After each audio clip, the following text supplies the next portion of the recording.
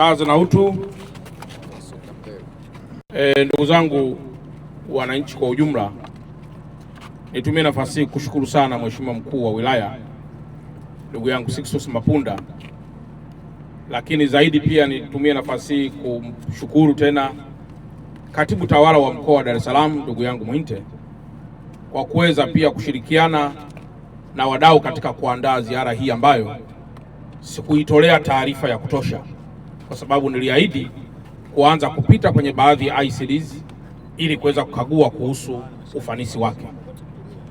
Lakini jambo jingine ni washukuru sana wawekezaji wa bandari kavu hii, ndugu yetu Kilimanjaro ICD pamoja na management yote kwa ujumla, kwa kazi kubwa ambayo tumeiona ya kuigwa na mfano katika kukuza na kuendeleza bandari ya Dar es Salaam.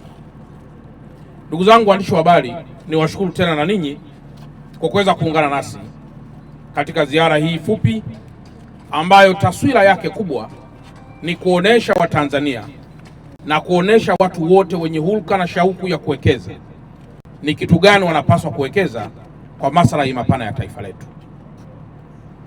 Ndugu zangu wanahabari pamoja na wananchi wote kwa ujumla, Mheshimiwa Rais Dr. Samia Suluhu Hassan wakati anaingia madarakani mwaka 2021, moja ya jambo kubwa ambalo alilizungumza katika kuasa viongozi na watumishi wa umma ni kuhusu kuwa na coordination ya mipango ya serikali.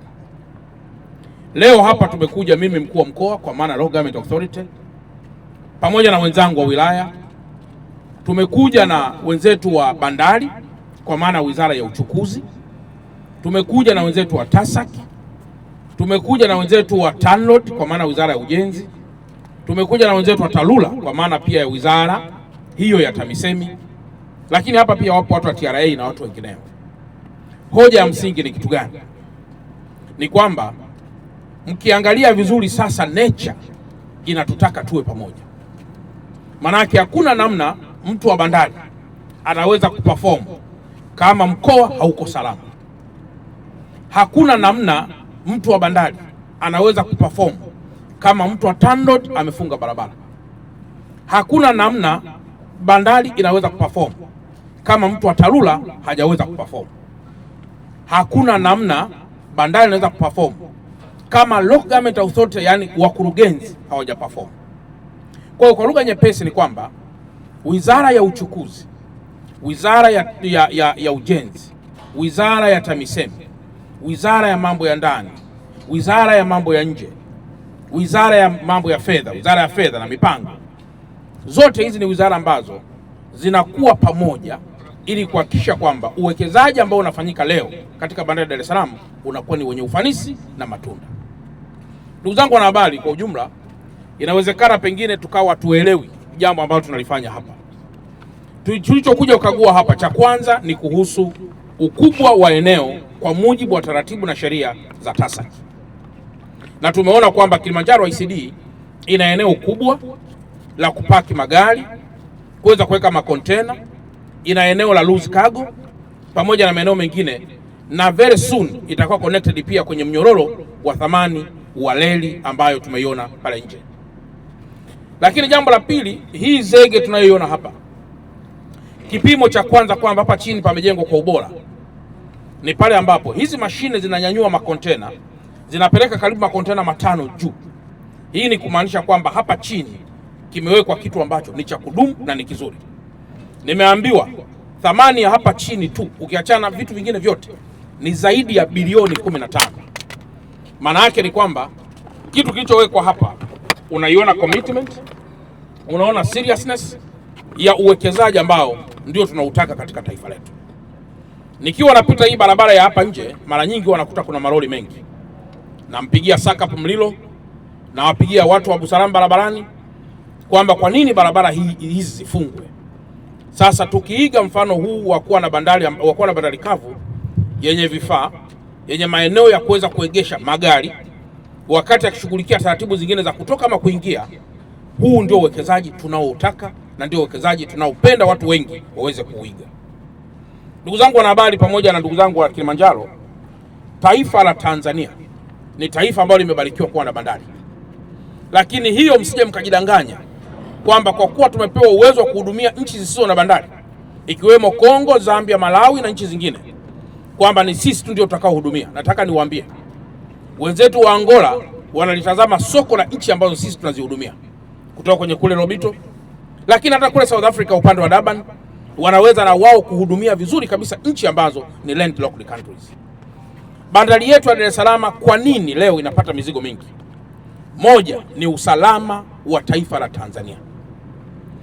Leo hii magari ambayo yanatoka Kongo yamebeba kopa kama yako 200, possibility ya kufika magari yote 200 kwenye bandari zetu kavu ili yaweze kusafirisha mizigo yake ni kubwa sana, pengine kuliko magari 200 yanayopeleka mizigo ya kopa kwenye bandari zingine. Hicho ni kiashiria cha kwanza kwamba bandari yetu ina usalama na kwa mantikio lazima ipate mizigo. Lakini jambo jingine, hii barabara tunayoona leo ya Mandela Road, tangu zamani hii ilikuwa inaitwa ni port access. Sasa leo nitoe tena maagizo kwa wenzangu wa TANROADS ambao wako hapa kwenye level ya mkoa kwamba hapa kuna wizara hapa juu, lakini ni kwamba ninyi wenzangu wa TANROADS na TARURA ni muda mwafaka wa kuangalia possibility ya kuwa na barabara za mzunguko zaidi, na proposal hiyo itokee mkoani iende kwa Mheshimiwa Waziri wa Ujenzi ili na yeye aweze kuendeleza sasa pale ambapo inafaa kupeleka tena kwenye mamlaka zingine.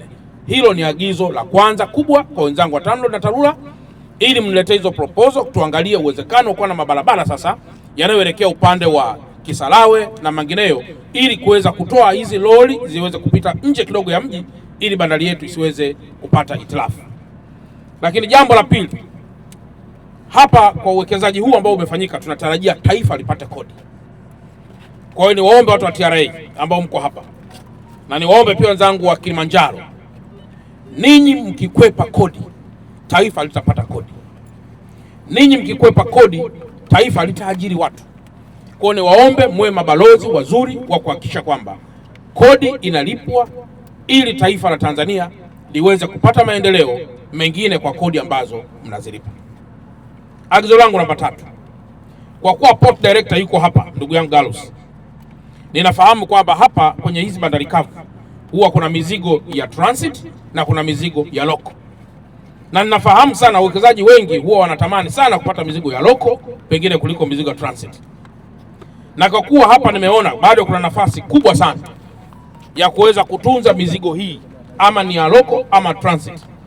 Na kwa sababu nafahamu pia bwana port director wajibu wako katika kuhakikisha mzigo gani uende wapi, mzigo gani usiende wapi, basi na mimi niwe balozi kwamba kwa watu ambao wamekwisha wekeza kwa namna hii, na kama kuna mizigo hiyo either ni ya loko ama transit,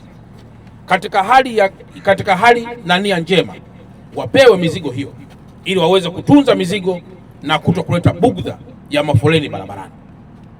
Agizo langu na jingine kwa wenzangu ambao mko hapa, hii miundombinu ya reli, na nitoe salamu kubwa sana kutoka Wizara ya Uchukuzi, Mheshimiwa Waziri pamoja na Katibu Mkuu.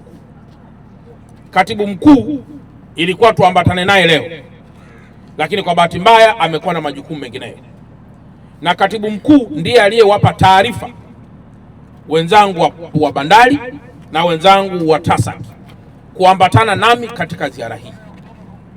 Mipango mikubwa iliyopo katika wizara ni kuhakikisha kwamba bandari kavu hizi zote ambazo zina uwekezaji mkubwa na mzuri ziwe connected na reli ili kuweza kupunguza msururu wa lori barabarani, mizigo iweze kuchukuliwa na reli kwa hapa ilipo kwenda kule bandarini. Tafsiri yake sio kuua biashara ya lori, bali ni kwamba tunataka lori litakapoleta mzigo mahali hapa, basi kwenda huko ndani inaweza kupokea reli, ama kutoka hapa pia inaweza kupokea reli mpaka mahali fulani. Na hiyo ndio mipango mikubwa ya Wizara ya Uchukuzi, kadiri ambavyo naendelea kufanya mawasiliano ili kuhakikisha kwamba mkoa wetu wa Dar es Salaam tunazidi kuufungua. Lakini agizo langu jingine kwa wenzangu wa Jeshi la Polisi na vyombo vya dola ni usalama wa maeneo haya. Mzigo ukija hapa leo unaokwenda Kongo, Malawi, Zambia au mahali pengine, utakapokuwa na itilafu, tunaharibu taswira ya kimahusiano pamoja na diplomasia iliyojengwa kwa muda mrefu kati ya taifa la Tanzania na mataifa yanayotegemea bandari ya Dar es Salaam. Kwa hiyo tuhakikishe kwamba kutakuwa kuna usalama mkubwa ili mambo yaweze kwenda vizuri. Na mwisho, Mheshimiwa Mkuu wa Wilaya ametoa ushauri na ametoa pia zaidi maono, na mimi tumia nafasi hii kuwapongeza tena halmashauri au manispaa ya Temeke kwamba leo hii mnayaona haya makelele ambayo leo tunapigishana kati ya wananchi, wamiliki wa malori, bandari, TASAC, ni kwa sababu tangu mwanzo maeneo haya tuliopo leo ya Kilimanjaro ICD ndio nature ilikuwa inataka yawe maeneo kwa ajili ya shughuli za bandari, na ndio maana leo tuna struggle. Mwananchi unakuta anapiga kelele huku, mwingine anapiga kelele huku, ni kwa sababu tumechanganya vitu kukaa kwenye maeneo ambayo havistahili. Kwa kuwa maeneo haya yote yanasaidia bandari yetu kupumua, niendelee na mimi kuungana na Mheshimiwa Mkuu wa Wilaya kwamba wawekezaji tuendelee kushirikiana na wananchi wa Temeke ili yale maeneo ambayo ni mwafaka kuwekeza shughuli za bandari, basi wananchi waweze kuachia maeneo haya katika nia njema, ili bandari yetu pia iweze kuendelea na iweze kukua na iweze kupata wateja wake. Jambo la mwisho tena ni watumishi wa Kilimanjaro ICD. Tuendelee kuwa watumishi wema, tuiwakilishe taifa letu vizuri, tuonyeshe kwamba sisi ni kielelezo cha Dr. Samia Suluhu Hassan, lakini zaidi pia tuonyeshe kwa Watanzania kwamba tukipewa kazi tunaweza kufanya kazi na tukaaminika. Baada ya kusema haya, ndugu zangu waandishi wa habari, mimi naendelea tena kuwashukuru zaidi na mkawe mabalozi wazuri.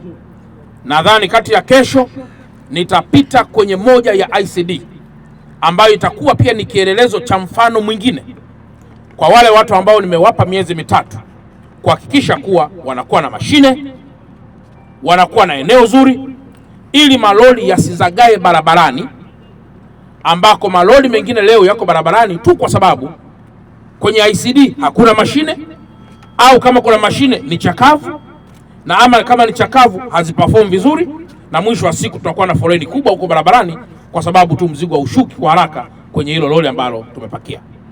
Ni washukuru sana wawekezaji wa bandari kavu, mnaisaidia Tanzania, mnasaidia nchi hii kwa ujumla, lakini mnaendelea kuwa ni kielelezo cha uwekezaji mkubwa katika ukanda huu wa Tanzania na pengine hata nje ya mipaka ya taifa letu. Baada ya kusema haya, na washukuruni na asanteni sana. Mwenyezi Mungu awabariki sana sana sana.